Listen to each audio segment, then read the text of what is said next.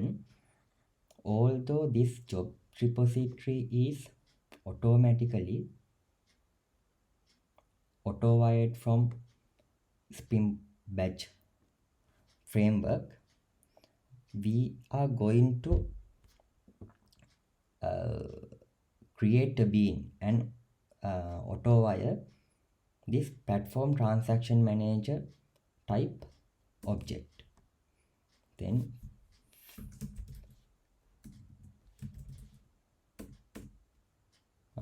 we are going to create a platform transaction manager type bean,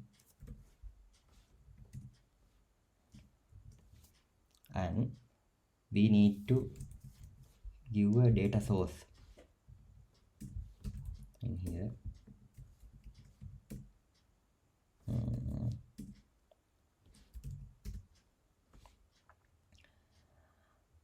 What is the type of platform transaction manager we use is, in my case, it is JDBC transaction manager. Data source.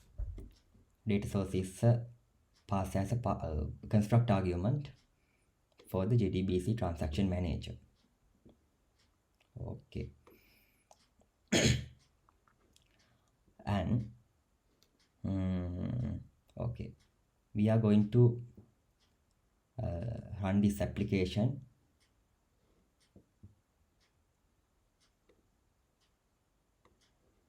Okay, here you can see we have an error message saying that still we are not configured any class paths or data source URL. That means, and considering following, we have to embed some database H2 or HSQL or some other database. In my case, it is ProsgreSQL now. Then in application properties, I am going to configure my database properties.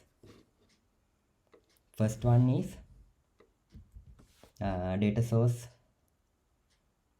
I use as a ProsgreSQL, and this is where my database is host, and my database name is Postgres, and username, in my case it is Postgres, and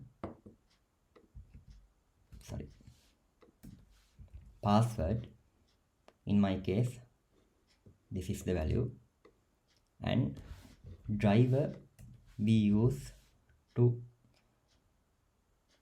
implement this database is ProsgreSQL driver.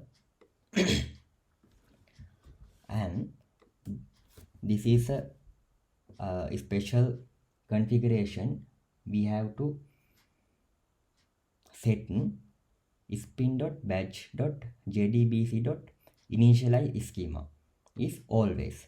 That means when a batch job is execute, framework will automatically create some tables in our database for the in saving metadata for enable the features like restarting and transactional and start stop likewise, and also saving some job parameters and framework configuration parameters. For create that automatically database, we need to set spin batch job initialize schema is always.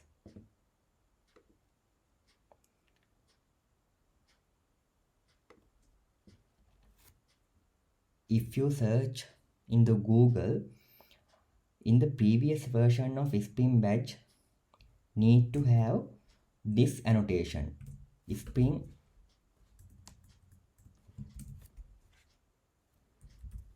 enable batch processing annotation. After spin 3.0 0 version, this enable batch processing annotation is automatically set by the framework, and we do not need to explicitly set this annotation in our main class. Now all the configurations are done. We have a class for return a batch job configuration. As the argument, we pass job repository and one step, and we are going to return a job with a given name and configured the job repository, and it will start with the step 1 step and build. Our step 1 step is we are going to pass the job repository as a argument, and platform transaction manager which is configured our data source, and it will return a new step. The step name is step 1 and passing our job repository, and this step is a simple tasklet. In tasklet configuration, we are passing two default parameters, contribution and chunk context. This is a lambda expression actually. If you have familiar the latest Java version after Java version 8, this is a kind of a new feature in Java language parameter. We can introduce some functional interface in here, and as our tasklet implementation, I simply put S out to print this line, and it will return as finish status. This is our platform transaction manager configuration. It will pass a data source as a argument, and it will return a new JDBC transaction manager type class. This is a inbuilt class from Spring JDBC. Okay, and I will show you, this is the database configuration. In my case, you can see the properties and connection. See, this is host in the local host 5433 port, and username will be Postgres.